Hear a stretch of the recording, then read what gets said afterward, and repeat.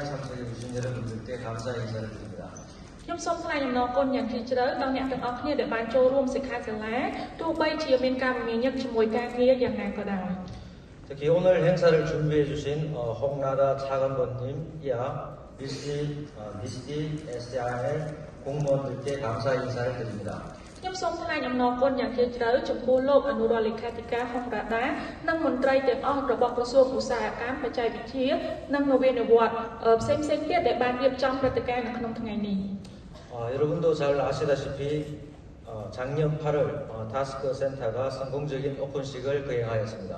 ដោយអ្នកទាំងអស់គ្នាបានដឹងរួចមកហើយមជ្ឈមណ្ឌល FTC ដែលបានរៀបចំពិធីបើកសម្ពោធដាក់ឲ្យដំណើរការ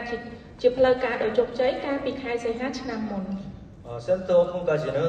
한국의 사업팀과 캄보디아 공무원 여러분들의 수고와 노고에 다시 한번 감사드립니다. ខ្ញុំសូមថ្លែងអំណរគុណយ៉ាង